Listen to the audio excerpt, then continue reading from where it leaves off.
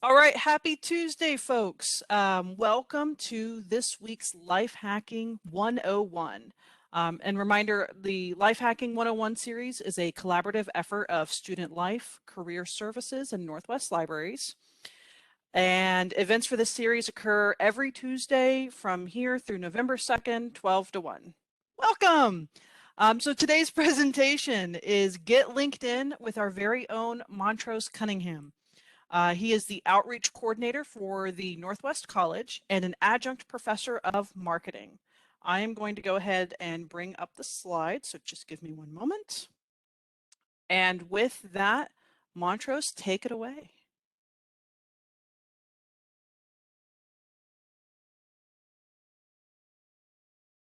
Don't forget to unmute. First There we thing go. you said was make sure you unmute yourself before you start. That's like the very first thing you said. So, hello everyone. Yes, I'm Montrose Cunningham, the Community Outreach Coordinator for HCC Northwest.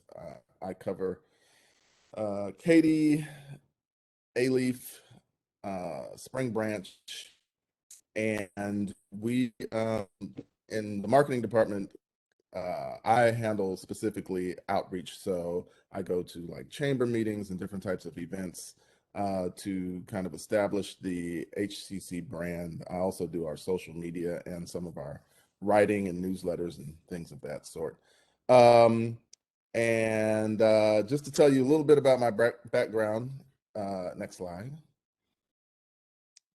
Went to Southern Illinois University in Carbondale for my undergrad, where I studied, got my bachelor's in radio and television, and then went to Texas A&M Commerce and got my master's in marketing. Next slide. So this is me back in the day.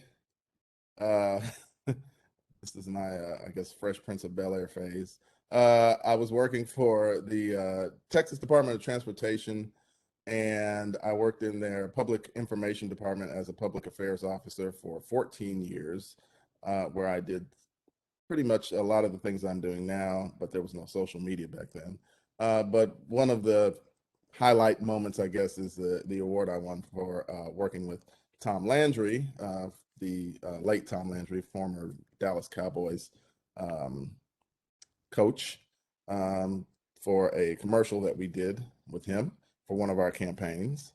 Not a Cowboys fan, but it was an honor to work with him. Next slide. Then for a few years after I left the Department of Transportation, I worked as a full-time musician and toured and performed here and there, nationally and locally. Next slide. And then my little ones came along. Next slide. That was the first one. And that's the second one. And after that, my family, my wife and I eventually moved here. Well, I'm getting ahead of myself. Next slide. This is everybody. So after working as a musician, I decided to get back to working in education and worked at Richland College in Dallas, Texas. And then my wife got a really, really good offer, next slide, from a company here. And it was an offer she couldn't refuse. So we decided to move from Dallas to Houston. And then I eventually started working at HCC doing events like, next slide, this. This is kind of an example of some of the things I do when I'm out in the community. Next slide. Also, some of the things I do here. All these, all these pictures are pre-COVID, so there are no masks. But I also do campus events. Next slide. And things like this, which is one of the ribbon cuttings from the A-Leaf campus. And now I am, next slide, here, next slide, with you. So, next slide. LinkedIn essentials. So I'm just going to give you 10 quick tips on how you can use LinkedIn. I'm assuming speaking mostly from a student perspective, but these are tips that you can use regardless. So next slide. So a little bit about LinkedIn, the functions of LinkedIn. LinkedIn is basically a giant search engine, and that's really it. It connects people with other people. It connects companies with people, people with companies, etc. The four main uses for our purpose today, and the really main uses of LinkedIn, period. Job searching, of course. People get on LinkedIn to find jobs, and employers get on LinkedIn to find employees. Content, whether you are searching for content or posting content. So, for example, if I'm looking for information on, you know, a good article on how to conduct myself in a job interview, for example, I can go to LinkedIn and find that. There are thought leaders who post things like that. There are companies who post things like that, and they all do that to kind of draw you to them. But you can find content or you can post content. Networking, of course, to get to know other people, to network with people, and then thought leadership. So this is something that for people who aren't necessarily looking for a job, who may be trying to establish their brand, establish themselves, or for example, like our college president, Dr. Hodges, he we post content on his page, which is basically events that he's been to, or some observations he may have about certain aspects of education. That's what I mean when I say thought leadership. Next slide. So, number one, what you need is a professional picture. Of course, it doesn't have to be, when I say professional, I don't mean it has to be taken by a professional. It just needs to be somewhat professional looking, especially if job searching is what you're seeking. So some examples. Next slide. This is a good friend of mine, Nick, who is president of the Texas Association of Community College Marketers. This is an example of a good pick. You know, nice and not too formal, and very presentable. Next slide. This is not really a good pick. This, I don't even know what this is. But it doesn't really give me an example. It's obviously somebody's dog, and that's very cute, but not what someone's looking for if they're trying to find an employee. Next pick, or next slide. This is another friend of mine, Brandy, who is marketing director at Lone Star. And this is an example of a really good picture. I didn't use my picture because I thought we had some issues on my end, I guess, with sharing the screen. Well, they were on my end sharing the screen, so I was going to go to my LinkedIn page and show you my picture, but I can't go to my LinkedIn page right now. But this is an example of a really good pick. And then next slide. This is an example of a not good picture. That's just, you just don't need to do that at all. Some exceptions to the rule. Next slide. Jay is kind of an influencer, thought leader, establishes a brand, so he can kind of get away with a really slick pick like that, not showing his face with the hat down and all of that stuff. Or next slide, I wouldn't necessarily recommend taking using a photo of you hanging out with a cigar in your mouth, but if you're worth 4.3 billion like Mark Cuban, you can pretty much do whatever you want. Next slide. Worst pick is no pick. And I honestly very rarely even accept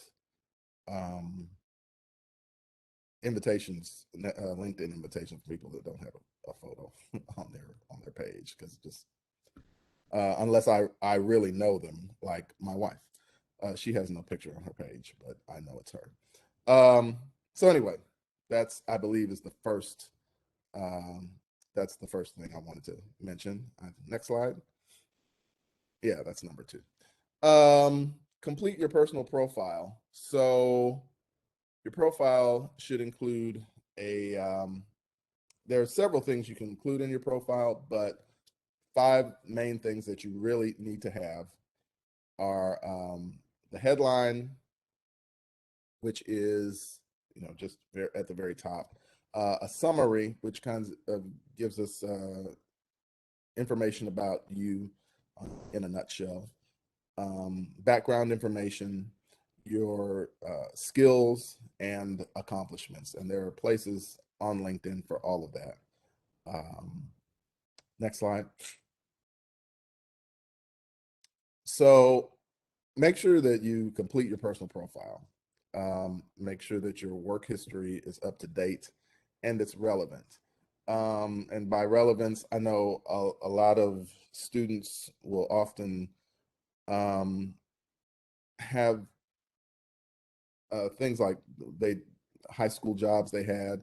If you don't have a lot of work experience, then that's okay to keep certain things like that. But, and I'm looking, oh, I'm sorry, I'm looking in the chats. I see them popping up. Okay. But if you have some work experience that is somewhat relevant to what it is you're trying to do, or is you have some things that are like from years and years ago, you may want to look at possibly getting rid of that. Because if it's not relevant, then it's not really worth keeping. The only reason I would keep it is if you have no experience and you want to show that, hey, I did at one time have a job. Next slide. Don't lie. You will be found out. So don't make up jobs. And I say it jokingly, but people do it. And I don't know, Treva, should I answer questions as we go along or wait until the end, or how? That is totally your personal preference. So Oh, you make your rules. okay. Um,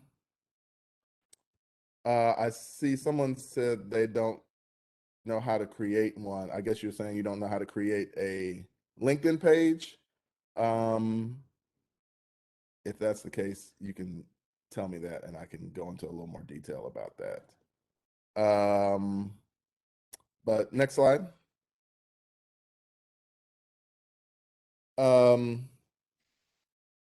Third tip, use achievement-oriented verbiage, action and results words. So when you're talking about some of the things you've done in your work experience, and this is kind of like, because LinkedIn is really like your virtual resume or of sorts. So you want to use words like things that you achieved, or I improved this, or I created this, launched this, or did this under budget, or increased or decreased, well, increased productivity or decreased, errors and whatever, just depending on what it is. But you want to not just talk about what your job title was, but some examples of action-oriented things that you actually did. So to address the question about how to create one, you it's very similar to creating a Facebook page or an Instagram profile, and there's actually a couple of videos on YouTube that I've seen, and I can make a note to get that information that shows you, takes you through. But even LinkedIn has on their site has videos. They have videos that kind of explain how to set up a page. But I can also look for the YouTube ones. Next slide. Make professional connections. So some of the things that I've heard from students in the past is, I don't know anybody. And you have to really look in your surroundings. And next slide, see if there are people, for example, within your college. There are several students that have connected with me that I've worked with, either student ambassadors that have helped with a project that marketing was working on or something like that, that connected with me on LinkedIn so that they could have some professional connections.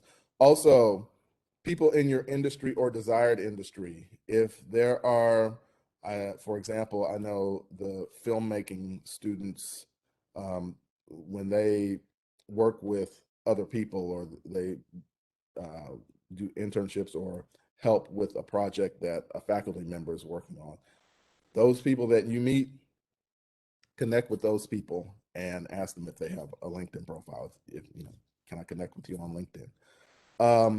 People who may have intersecting disciplines. So if there is someone, for example, who works in the music industry, and there's people who work in video or film, that is an intersecting discipline. So if you meet people who work in those disciplines, don't just look at what you do, but look at when you meet people who work in other disciplines. And then people who have similar passions. So if you know other people who are like-minded and do the same types of things you do, connect with those people on LinkedIn, and you can build your network from there. Next slide. Okay, utilizing keywords and hashtags, but not too many. So as I mentioned before, LinkedIn is a search engine. So, and there's different ways of utilizing keywords, but you mainly just want to make sure that whatever it is that you're interested in, number one, you have those keywords, for example, in your summary. You also want to use keywords in your posts, but mainly we're talking about in your summaries or in your background. So you want to make sure those are included, but don't overdo it. By overdoing it, next slide, I'm talking about this. So obviously this person is interested in accounting. we can see that. But that's a bit much to, they're clearly trying to get the search engine to pick up that they're interested in accounting and they have experience in accounting. But that would be an example of overdoing it. But you do want to include what it is that you have a background in or you're interested in. Next slide. Post and engage daily. So I don't even do this. Well, let me take that back. I don't post daily, but I do engage. So it's best to post daily. LinkedIn kind of gives you points for that. But and it kind of increases your uh, it it keeps you in people's feeds more when you post daily. Like when you open LinkedIn, you're going to see that person that posts all the time. So it's really encouraged to post daily, but if you don't post daily, which I do not, but I do engage daily. So I will go on LinkedIn and just look at some people's posts and maybe make a comment. Great job on whatever it is, um, or even if you just like it, or now they have where you can do the likes or the applause, and a couple of other things. So it's best to post, but even if you just go on and engage, it still helps keep you in people's feeds, which is really what you want, especially if you're job searching or you're trying to develop your brand. If you're developing your brand, and by developing your brand, as a student, if you are, you don't have to just wait until you graduate and get your job or whatever. You can establish yourself, and that's what I mean by establishing a brand. Establish yourself, um, whatever it is you do. And I like to use the filmmaking example. If you're interested in filmmaking, anything that you do that's related to that, post it, um, and let people know that you are interested in this. This is what you do, and you would be surprised how much feedback you get and how much interest is drawn from that. So yeah, if you're trying to do that, then definitely post. But if you don't post, at least engage with someone on a daily basis. Next slide. Include CTAs. This would normally be where, if we were in person, I'd say, who can tell me what a CTA is? Call to action. Oh, okay. So I think I answered the question about what do you post daily. If you have something to post daily, you can post things about yourself that you're doing. You can post, I know people post articles. Sometimes people may post just a quote. There's people who do like a motivational Monday quote. So they do that on Monday. Or it just depends on, kind of what it is that you're doing, or you're interested in. But um, you can just post about yourself, or you can share something. You can also share other people's posts. You don't have to just post your own stuff, but people you may follow or people you may are network with, um, articles, news stories. It just depends on what it is that where your interest lies. um, so that was an answer to the question on what do you post daily.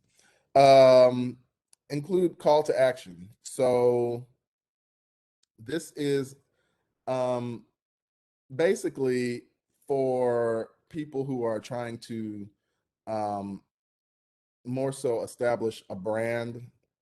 And by call to action, you're saying, or if you have like a company, if you're an entrepreneur maybe, and you have a website that you want to direct them to, you can say, go to whatever.com for more information.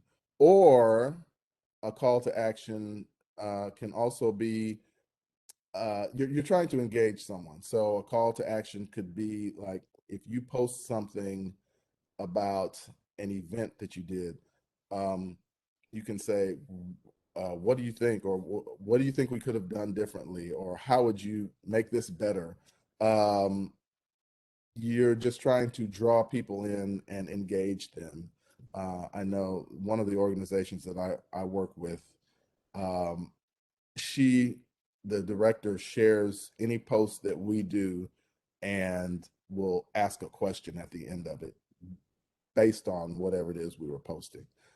So what are some of your thoughts on the state of education, for example? She'll do that at the end of every post, and that gets people on the feed talking. And again, that just generates traffic, which is what you're continually trying to do. Next slide. Spice up your page with videos and articles. So um, with LinkedIn, you want to make sure that you don't just use pictures and you don't just post text. Um, in addition to pictures, you also want to, if you have video, it um, whether it's video of an event or video of you, which we'll come to next, you explaining how to do something, for example, or an article that you wrote, and it doesn't have to be long. People write articles. It's just like I could write an article on 10 LinkedIn tips if I wanted to. And you can just take, if you have 5 ideas for something, you could just say, here are my 5 tips on how to, um, do XYZ. And then you write those out and maybe put 2 or 3 sentences of an explanation under each one of them. That's an article. And you would be surprised. People, again, going back to one of the earlier points, people seek out content like that for use in presentations and things like that. So I know one of my friends recently posted an article and it got picked up by some other popular website. So you just never know. But you want to intersperse your feed with different things. So it's not just always text. Sometimes it's text. Sometimes it's an article about something. Sometimes it's video. Sometimes it's pictures. Um, I just posted about a book drive that we did, and just all I did was post the video. I talked about it and posted the video. And then maybe in another few days, I'll post some pictures, some candid shots from it, just to mix it up a little bit. So um, that's something you definitely want to do to keep your page interesting. Next slide. Um, I think that should be number 9. uh, Endorsements are good and recommendations are great. So you will see on people's pages, and if you're on LinkedIn long enough, you will either get a request either from LinkedIn, from the algorithm, or from a person to do an endorsement or recommendation. So an endorsement is basically, you'll see, like, I know people have gotten from LinkedIn, it's just automatically sends these out. Hey, Treva, do you want to recommend or endorse Montrose for um, great presentations or whatever? And you can just go and you just click it and you've endorsed me. And basically it just says, it's just saying Montrose is good at doing presentations. And there's little categories: presentations, press releases, and things like that, whatever is in your area. LinkedIn kind of just automatically sets that up, and you can go in and alter it. But endorsements only take a click. Recommendations, on the other hand, is almost like writing a letter of reference. Someone has to actually go in and write that down. And I've had a couple of people ask me for recommendations, and I've had a couple of people do recommendations for me. That one person, I didn't ask them to do it, but we worked on a project together and they did a recommendation. Montrose, we worked together and blah, blah, blah, and everything was great. Um, uh, you cannot see slide number 9, endorsements, recommendations. Um, I think it's just that he can't see that it says number 9, which it oh, doesn't. okay. I was like, yeah, I forgot to put the 9 there. But yeah, endorsements are good, but if you can get someone to write a recommendation that really says a lot, especially depending on who it is, it it says a lot, because that person took the time out to actually write that out. So if you can get someone to do a recommendation, it doesn't have to be super long. It just has to kind of say good things about you, and people read those. And next slide. Okay, yeah, I guess I missed on the last two. This is number 10, quick tips and how-to posts. So that's something I was kind of talking about before. A good idea, and to get back to what you were asking about posting, some things to post, you can sometimes just post quick tips or how-to.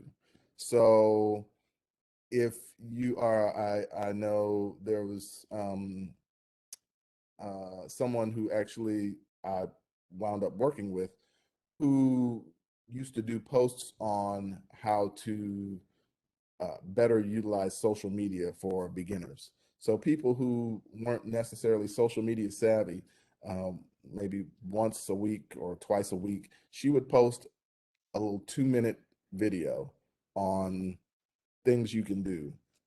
And I know one of them that she posted was on how to use video with just your camera, because there's this idea that to utilize social media, at the time, this was a couple years ago, but that you had to, if you were going to do a video, that you had to, have it really edited and all of this. And her point was that you could just use your camera phone, and uh, just the more natural it is, the better.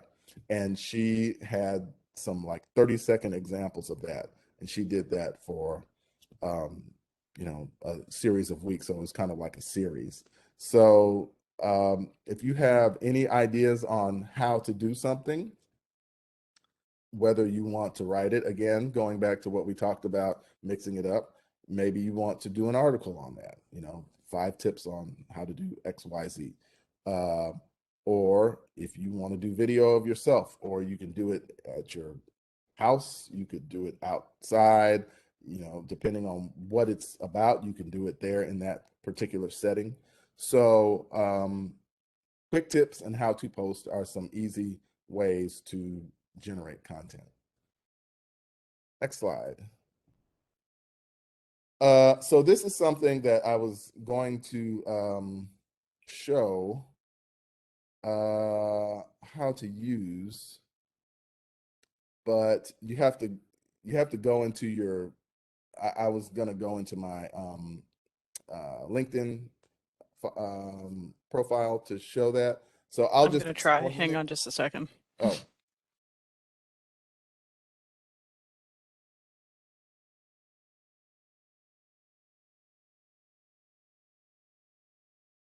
Sorry, just give me just a second. I'm gonna oh, try that's it. okay.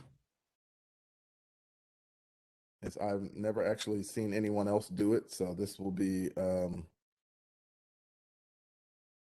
would help if I knew my password. see, that's one Y'all. of the things when I do it, I use my own because it just automatically goes from my computer. Okay, never mind. On with the show. Okay, so let me Sorry. explain what it is, and then I will get Treva, I will get you the link, and I'll explain how it works. So your social selling index score, it's it's two things. One, it's kind of a gauge on how well your page is doing, and it gives you when you click it, um, and go into your, it will take you to a page that says, if you want to find out your SSI, click here. You click there, and then it shows you, gives you kind of a graph, a pie chart, basically, of two things. One, how you're doing in general, and how you're doing amongst your peers. So people who are in the same group. So for me, it would be marketing people.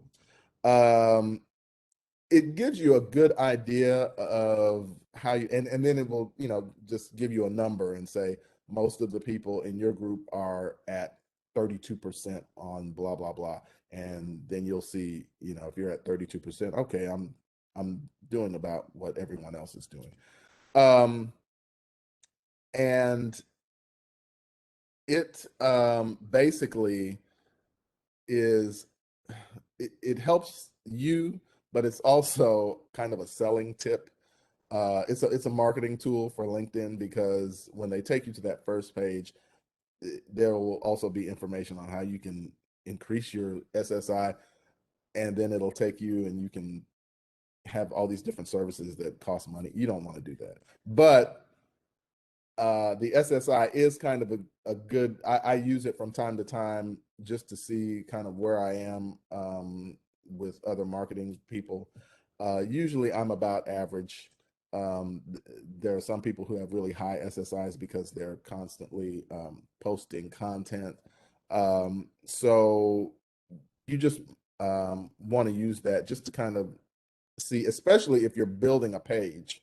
If you're just, for the person who's starting out, and I see you said it would help you out a lot. Yeah, because as you're building your page, then you can see, okay, and it takes into account, whether or not you've completed your profile, if your profile is incomplete.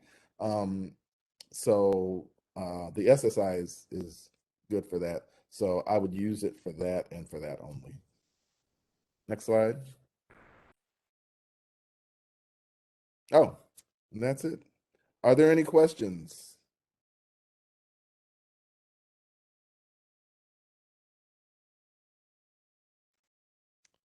Okay. I don't see any. If anyone has, oh, there was one more slide. Oh, yes, there's a question. And I had one slide that had my information on there. I'm on it. Hang on just a second. Okay. There we go. Okay. Oh, someone is asking if I can go over number 3 and number 5. Do we have time to do that? I don't know if this is We have a couple of minutes. So okay. number 3 was the action. Oh, just the slide. Just they missed the slides. Oh, okay. And just as a reminder for everybody, I was going to do this in the wrap up, but this is being recorded, and it will be shared with everybody who is in attendance once the recording is ready. So anything that you missed, you can always go back and review. Student Life will be sending that out. Okay. Okay, and I said perfect. So, and number 5 was utilizing keywords and hashtags. Okay. But my information is on there, and feel free to email me if you have any questions, additional questions. And thank you so much, everybody, for having me. All right. Well, thank you so much, Montrose. Am I okay to stop sharing again? I can't see the chat when Yes, I'm yes. sharing. Okay. Perfect. So again, if y'all have any questions, we'll be around just for a moment more. So while we wait for questions, I did want to let y'all know a couple of wrap-up things. So as I just said, this session is being recorded, so everybody who attends does get a link to the recording once it is ready. And so be on the lookout from Student Life. Also, the students who attended will be placed into a raffle, and 3 of you will win $25 gift cards. Woohoo! Not bad for a Tuesday, right?